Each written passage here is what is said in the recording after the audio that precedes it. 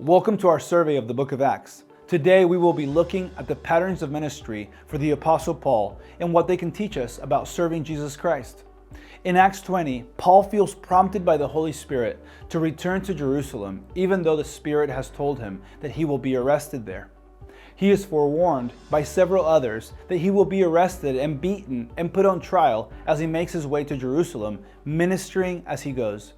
He keeps going anyway, believing that this is what the Holy Spirit is prompting him to do. In Acts 21, in fulfillment of these predictions, the Apostle Paul is attacked by a massive mob of people in Jerusalem for going into the temple. A Roman officer brings some soldiers into the crowd and rescues Paul from this assault. But as they are carrying Paul into the castle where he will be put in prison, Paul begs the commander to put him down and to let him preach. For Paul, this is too good of an opportunity to miss. So the soldiers put him down, and Paul preaches a magnificent sermon recorded in Acts 22. Paul gives his testimony. He tells his God story, his own experience of Jesus Christ, which is remarkable. As Paul tells the story of his conversion on the road to Damascus, the only way we can account for him, his life, and his ministry is by the word experience. They listen until Paul mentions being sent abroad by Christ to the Gentiles, and then they begin to riot and call for his immediate death. The Roman soldiers have to haul Paul off again to quell the violence. They decide to examine him by scourging, but as soon as they prepare for this punishment, Paul uses his political clout to defend himself. Acts 22, 25 through 28 records the conversation. Paul said to the centurion who was standing by, "Is it lawful for you to scourge a man who is a Roman and uncondemned?" When the centurion heard this, he went to the commander and told him, saying, "What are you about to do? For this man is a Roman." The commander came and said to him, "Tell me, are you a Roman?" And he said, "Yes." The commander answered, "I acquired this citizenship with a large sum of money." And Paul said, "But I was actually born a citizen." They decide not to beat Paul, but to have a trial the next day. The religious people in this mob who have accused Paul are invited to make their accusations against him in court. The record of the court trial begins in Acts chapter 23. This trial is the first of a series of court trials Paul has through the rest of Acts. When Paul discovers that this trial is not going to be fair, he devises a plan to get himself out of that position while still being able to share his testimony and defend himself. He looks around the courtroom and sees that half of these people in the courtroom are Pharisees. They have great influence in the synagogues and with the people, and generally are quite literal with Scripture. They have rigid ideas about religious cleanness. The other half of the room is Sadducees. They have power in the government and temple system and are less committed to scriptural visions of religion. These groups bitterly disagree on some significant theological issues, one of them being whether people will be resurrected from the dead for an afterlife and the general belief in a spirit world. So Paul cries out in the council as recorded in Acts 23, 6 through 10 and says, "Brethren, I am a Pharisee, a son of Pharisees. I am on trial for the hope and resurrection of the dead." As he said this, there occurred a dissension between the Pharisees and Sadducees, and the assembly was divided. For the Sadducees say that there is no resurrection, nor an angel, nor a spirit, but the Pharisees acknowledge them all.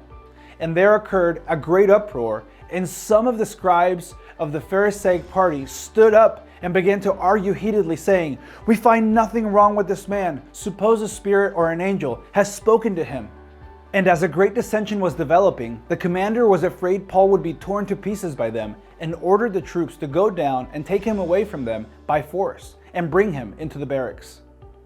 The soldiers break up this ridiculous trial and rescue Paul from them. Foiled, a group of Jews get together and vow that they are not going to eat or drink until Paul is dead. Though Paul will live on for years, we never discover whether they kept this vow. Either way, these men ask the commander to bring Paul down for some more questioning, planning to ambush him. In the providence of God, the Roman guards discover the plot and remove Paul from the city under guard, intending to hold the trial elsewhere. This provides Paul the opportunity to preach the gospel clearly and with great conviction to the most influential people in that part of the empire. Remember that God knows your situation. He is in control and He loves you, and He is working all together for His glory and your good. Trust Him, hold fast to His truth, preach it to your heart over and over again, and wait to see how our good sovereign Lord works it all out in His perfect timing. Paul arrives at Caesarea in Palestine and preaches before Felix the governor and his court. Paul tells his God story again. At the end of this time, Felix decides there is really no reason for Paul to be considered a criminal. However, in Acts 24:24-25, we read, "But some days later, Felix arrived with Drusilla, his wife, who was a Jewess, and sent for Paul and heard him speak about faith in Christ Jesus. But as he was discussing righteousness, self-control, and judgment to come, Felix became frightened and said, 'Go away for the present, and when I find time, I will summon you.'" In other words, Felix came under the conviction of the Holy Spirit when Paul preached to him, and it terrified him. When Felix dismissed Paul, he said he would send for Paul when he was ready to hear more of Paul's preaching. In Acts 24:26-27, however, we read, "At the same time too, he was hoping that money would be given him by Paul. Therefore, he also used to send for him quite often and converse with him. But after 2 years had passed, Felix was succeeded by Porcius Festus, and wishing to do the Jews a favor, Felix left Paul imprisoned." Paul is a dynamic man with a missionary's heart. He wants to go out and reach the whole world, but finds himself stuck in a dungeon for 2 years. What do you imagine he thought about during those 2 years? Wasted time that could have been spent in ministry? Most would begin to feel abandoned by God if left to rot in prison for years. And we can be certain that Paul had his emotional ups and downs. Looking at this time in Paul's life, however, we can see God's hand in it. Paul wrote many of his letters while he was in prison, forming a major part of the New Testament scriptures. These scriptures have accomplished far greater discipleship ministry in the church and far more evangelistic outreach than he could have accomplished otherwise. Paul has richly blessed every Christian life for nearly 2,000 years. Now in due time, the new governor Festus brings Paul in for a hearing. The Jews show up with accusations and ask for the trial to take place in Jerusalem, planning to ambush him on the way. When Festus breaches the possibility of Jerusalem with Paul, Paul exercises his right as a Roman citizen and demands to be tried by Caesar's tribunal. As Festus makes plans for this transfer, Paul has one more opportunity to preach before this new governor and a visiting king, Agrippa and his queen, Bernice, who are fascinated to hear the story of this unique prisoner. Experiences like these increasingly fulfill God's promise in Acts 9:15. "He is a chosen instrument of mine to bear my name before the Gentiles and kings and the sons of Israel." Paul again tells the story of his conversion on the road to Damascus, and then he tells them all about Jesus, his death, and resurrection. As Paul is concluding, the governor Festus, gripped by what Paul is saying, bursts out, "Paul, you are out of your mind. Your great learning is driving you mad." Paul rebuffs Festus and focuses on Agrippa, saying in Acts 26:25, "I am not out of my mind, most excellent Festus, but I utter words of sober truth, for the king knows about these matters, and I speak to him also with confidence, since I am persuaded that none of these things escape his notice. For this has not been done in a corner. King Agrippa, do you believe the prophets? I know that you do." Agrippa replied to Paul, "In a short time, you will persuade me to become a Christian." Paul looked him right in the eye, held up his chains, and said, "Agrippa, whether it takes me a short time or a long time, I would wish that you and all men were like me, except for these chains." What a decisive moment. We never discover the ultimate fate of King Agrippa and his wife, but we do know that Paul did what God had called him to do. He told his story and preached the gospel as he could to whomever he could, and as promised on the day of his repentance, he stood before kings with the message of Christ. The rest he left up to God. In Acts 27, you find the story of Paul's winding and adventurous journey to Rome. First, Paul is put on a ship headed for Rome, and though Paul cautions the captain not to sail so late in the season, they head off. As Paul had warned them, they get caught in a terrible storm.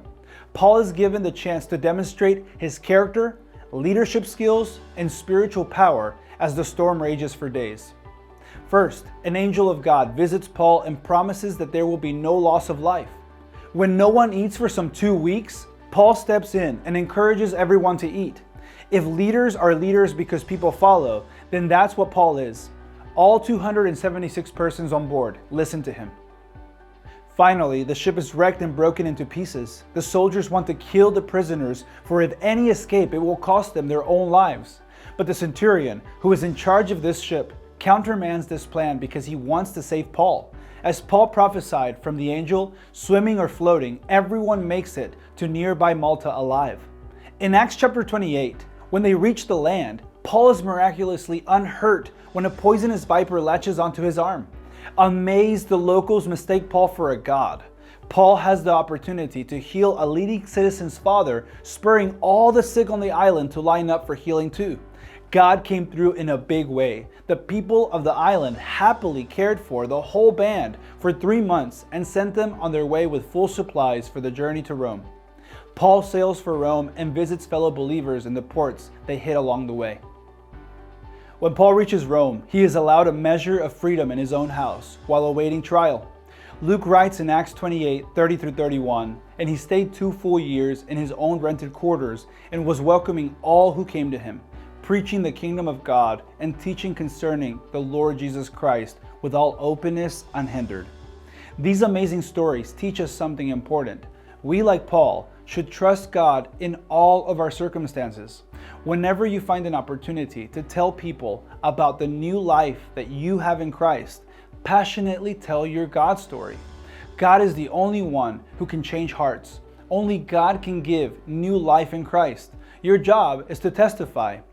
And what a tremendous joy and privilege it is.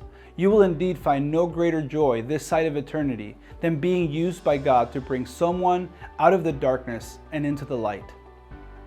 If you are listening today and find yourself being more like Festus, who said, "You are mad," or like King Agrippa, who said, "You have almost convinced me," then may the light of God's word and the glory of the resurrected Christ draw you ever toward the salvation from sin that you need. We are not guaranteed tomorrow. Believe in the Lord Jesus Christ today, right now, and you shall be saved.